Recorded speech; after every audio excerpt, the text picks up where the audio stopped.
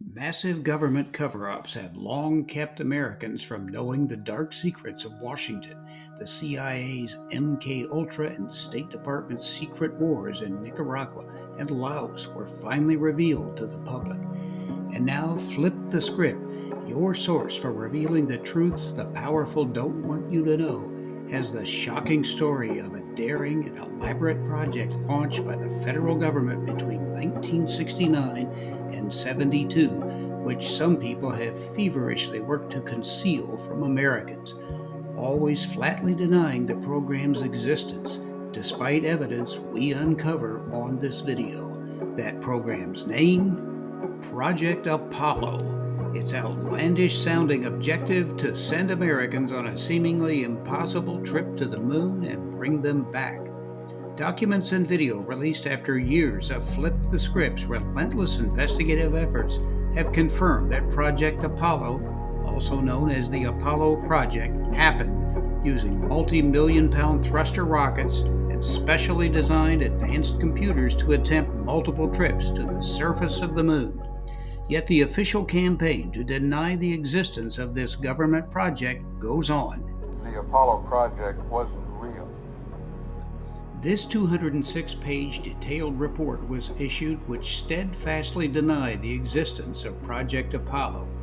Bill Kaysing, a longtime information specialist whose career has deep roots in the military, space, industrial complex, authored and distributed the elaborate report.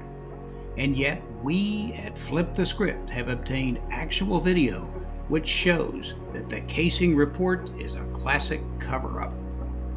In this television transmission dated 1969, U.S. astronauts on what was said to be the first of 6 lunar landings can be seen and heard walking and performing experiments on the moon's surface.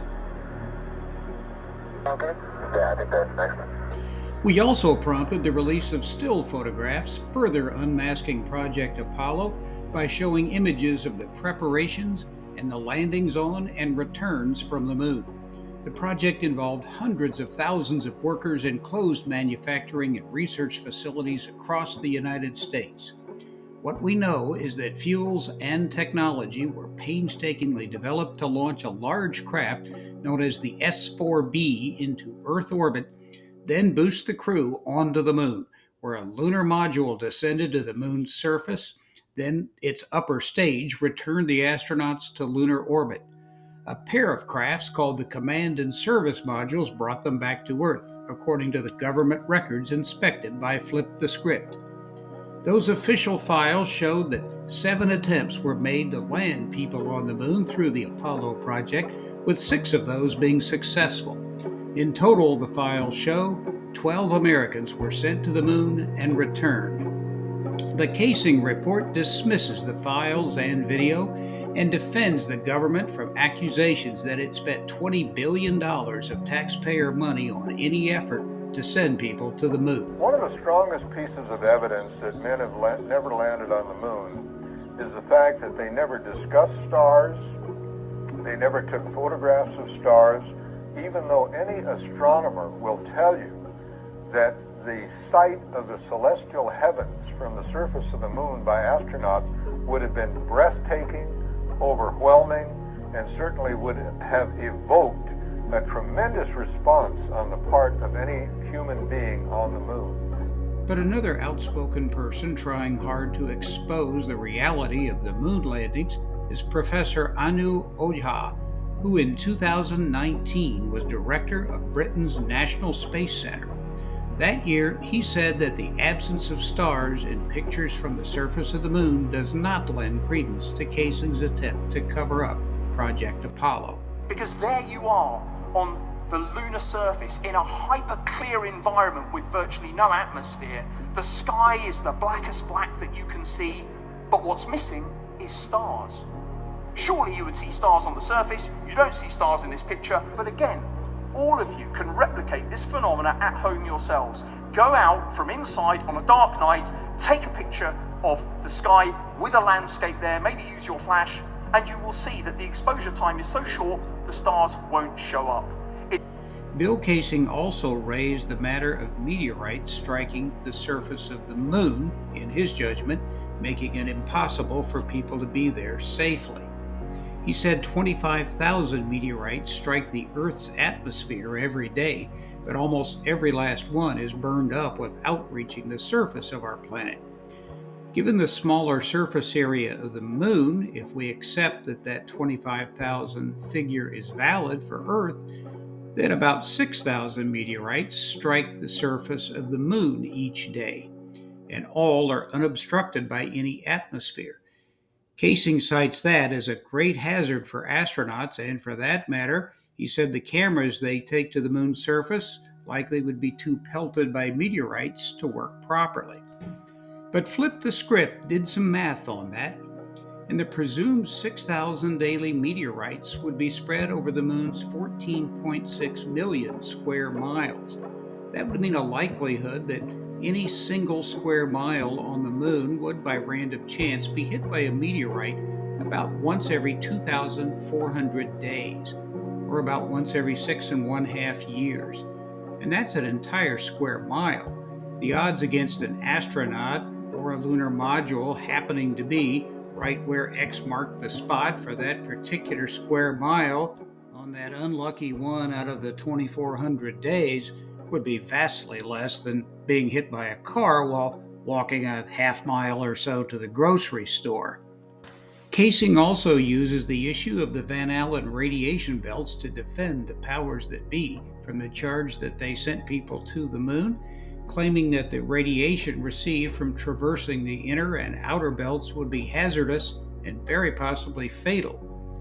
Ojha said that attempt by Kaysing to throw investigators off the trail doesn't hold up either. My answer to that is something that some of you may well have tried yourself on holiday: firewalking. Can I have a show of hands if anybody has actually done any firewalking on holiday? I've got one or two at the back. And the key thing with firewalking is your transit time. If you are firewalking, you don't hang around in the middle of the pit.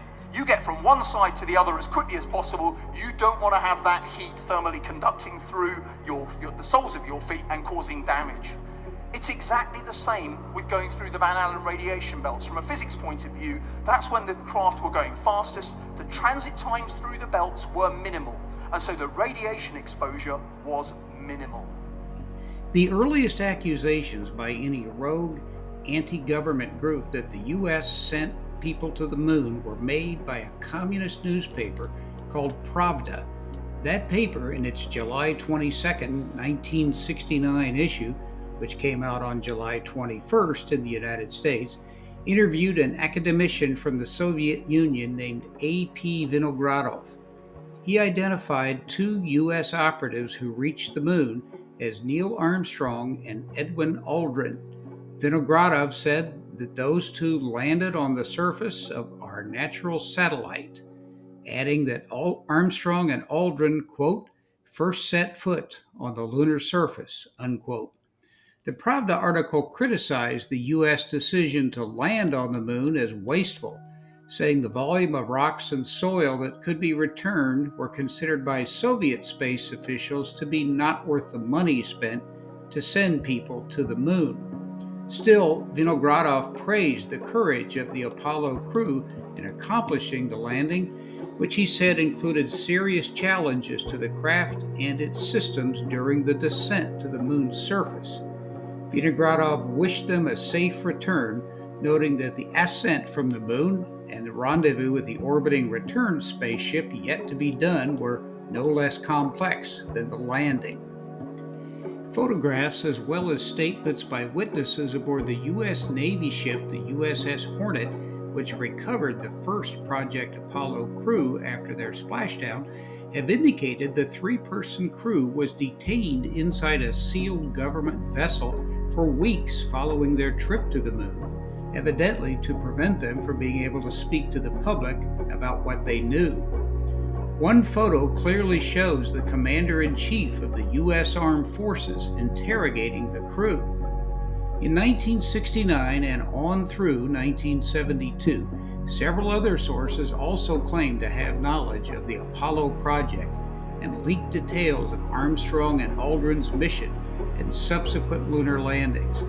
However, our research found that Bill Kaysing, who died in 2005, had no apologies for his role in spearheading the largest cover up in history.